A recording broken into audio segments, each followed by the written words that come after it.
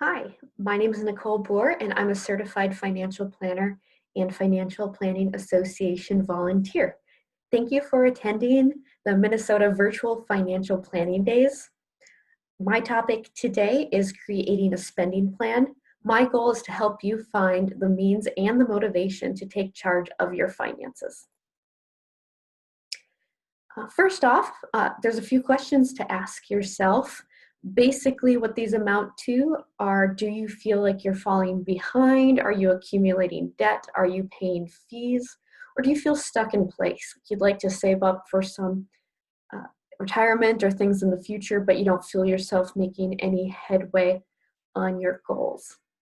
If you answered yes to any of these, and assuming that you want to change things, there's two different ways to approach. And I like to think of planning for finances a little bit like setting a health and fitness goal.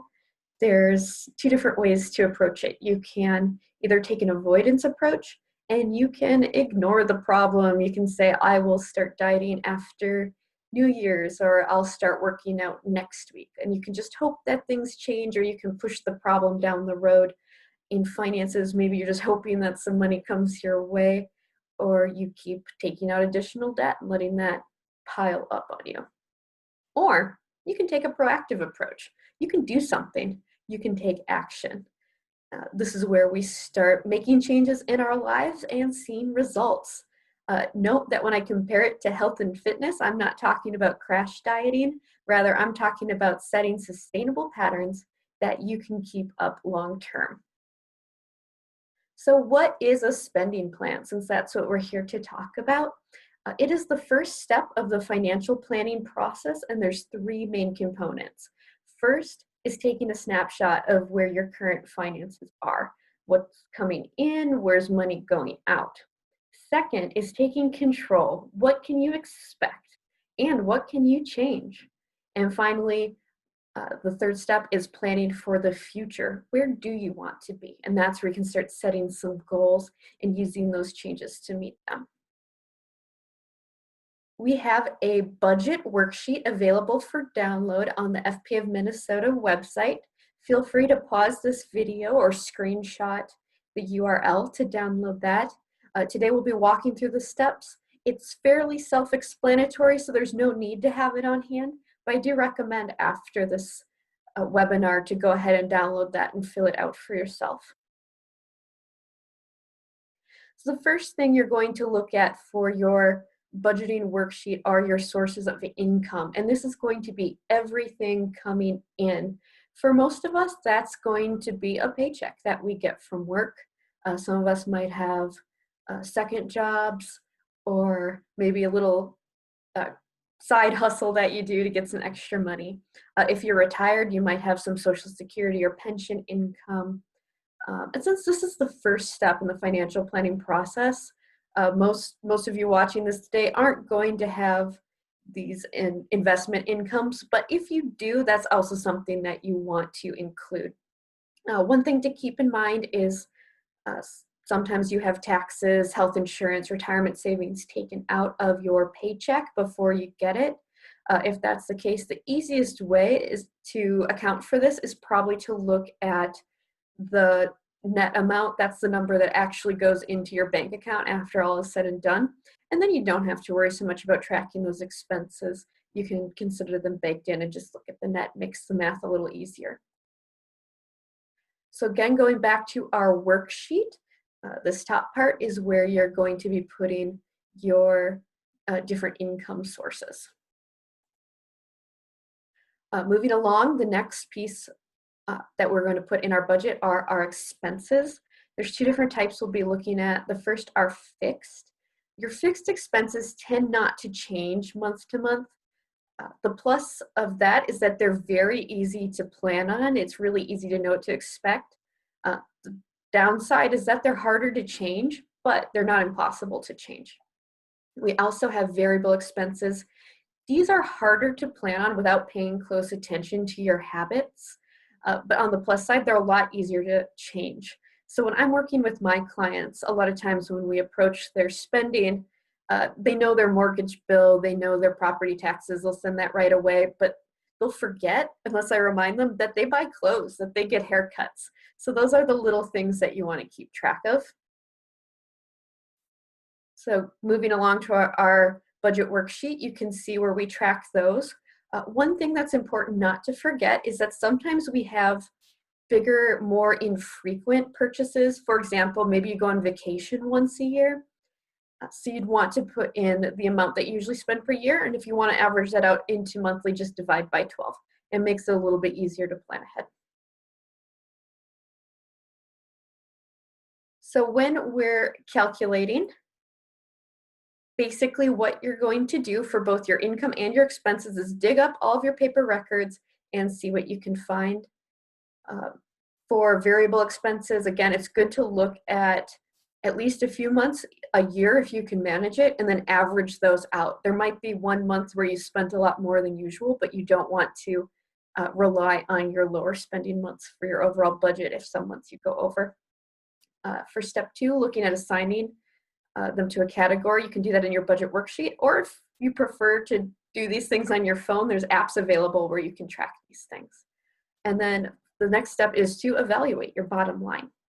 So looking at our budget worksheet, this is where you have to do a little bit of a gut check. So if you've been accumulating debt, you'd expect this last number to show a shortfall. Yet each month your income isn't making up for your expenses. If you're living paycheck to paycheck and you're not owing much more, but you're not really getting ahead, you should expect it to be about 0. If you have some savings, then you can expect a surplus. So once you get to this point, just stop and ask yourself, does this feel right? If it says you have a lot of money left over, but you know you don't, go back into this worksheet and try to find where you spent that. So as we're talking about what is a spending plan, the first was taking a snapshot. We've done that now, so it's time to move on to the next piece, which is taking financial control. There's some different things you can look at. Basically, we're weighing our income versus our expenses. So what we have to ask is, first of all, can you increase your income? You might be able to move from part-time work to full-time work. If you're part of a couple where one person doesn't work, that person could look at getting a job. You can add a side job. Sometimes you might look at what you're getting paid versus what most people in your profession are getting paid and feel like you're ready to ask for a raise. On the other side, you can always trim your spending, reducing extras, controlling costs. The important thing to think about is which path is more realistic for you. The first one, increasing income, is very specific. You know if that is the case.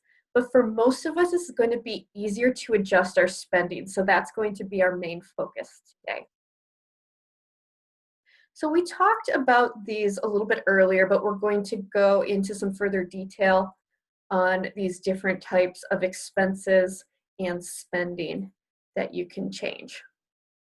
So the first we're going to talk about is avoidable expenses.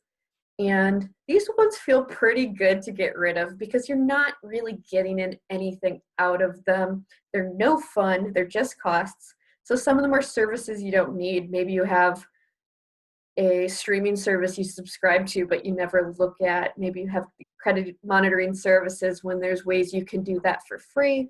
Maybe you just have extras that you don't use. If you're paying any late fees or bank charges, that might just be taking charge of organization and making sure that you get to those on time. The next ones are variable expenses, and these are a little bit harder because they are fun sometimes. They can involve peer pressure. Going back to my health and fitness analogy, this is where we're eating less sugar and more kale. So you have to adjust your thinking a little bit because some of these feel like rewards. Buying yourself things can feel like rewards, but now your new reward is progress towards your goals. Some of these, like learning basic home repair, perfecting your cooking, they can have other rewards as well as you hone these skills that can save you money. One popular example when it comes to variable expenses are just those little daily habits that add up, whether it's your Starbucks in the morning. In this example, we look at making your own lunch versus buying one. So assuming you save $7 a day, close to a year, you can see the difference that it makes to do it 1 day a week, 3 days a week, 5 days a week. So you can see here, when you do these little expenses over and over again, they really do add up. On the other hand, one thing to look at is if bottom line, what you've saved with your plan to bring lunch 1 day a week is $350, think of how quickly you could undo that progress with one big purchase. Say your friends talk you into that weekend getaway. Very quickly, all of your hard work is gone. So it's important to consider the impact of these big things versus the small things, and know where you personally struggle, and also where you personally find more joy in your life. Maybe that takeout meal isn't really making you happy, but you would love to save up for that vacation. Or maybe that lunch is what you're looking forward to every day. You have to know yourself, know where it makes sense, and also just keep in mind big things and little all add up together.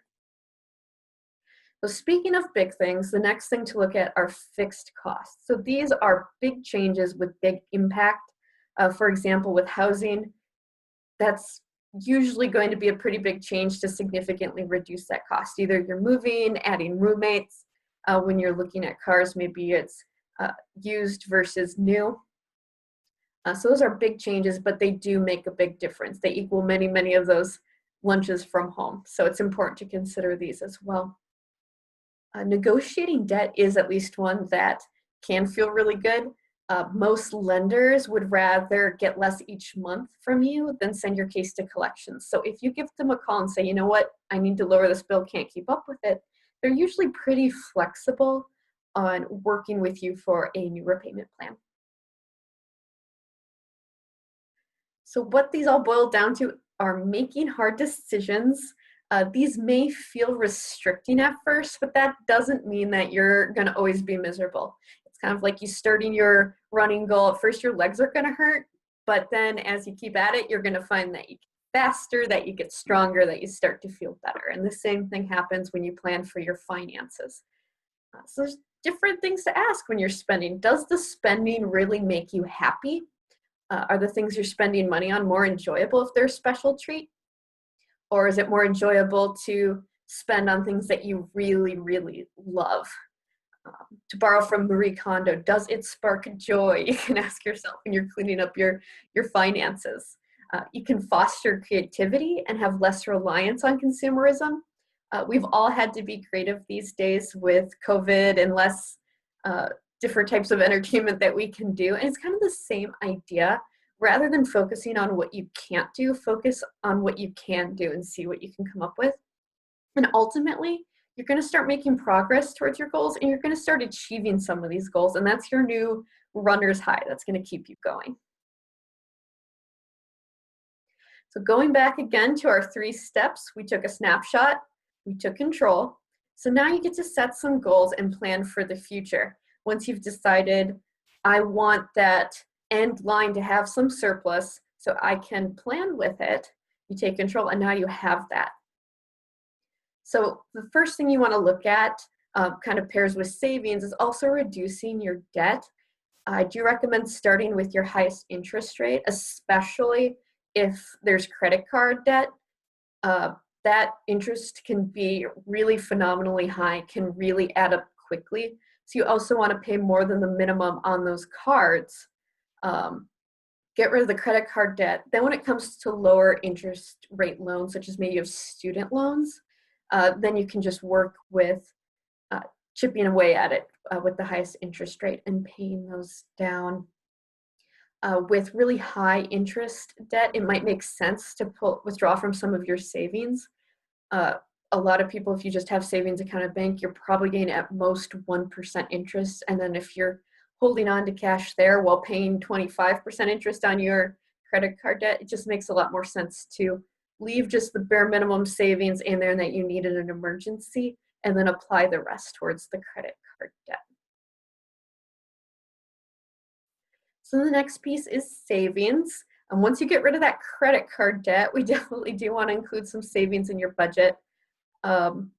One way to make it a little bit easier is to make it automatic. You can set it up to automatically go from checking to savings each month or every other week when you get your paycheck. You can add it to your spending plan just like a regular expense and count on it being there. But making it automatic takes out some of the mental hurdles. If you don't see it there in your account for you to use, you're not as tempted to spend it. And then the first thing you want to build towards is an emergency fund. Using your budget worksheet, you can look at your monthly expenses, and you'll want to have an emergency fund that can cover about 3 to 6 months of expenses. And then your next goals, you can save for retirement, you can save for that new car or that trip that you've been wanting to take, but then you can start watching those goals happen. So finally, just as a recap, uh, as you go through all of these steps, basically what you're doing is assessing where you are, you're taking action, and then as you move forward, it's important to just keep looking back, review, have you been saving as much as you anticipated with your lifestyle changes? Is there something else that you can do differently? But just keep revisiting it. Finally, we have some additional resources available to you on the FPA of Minnesota website. We do have pro bono financial planning available to those in need.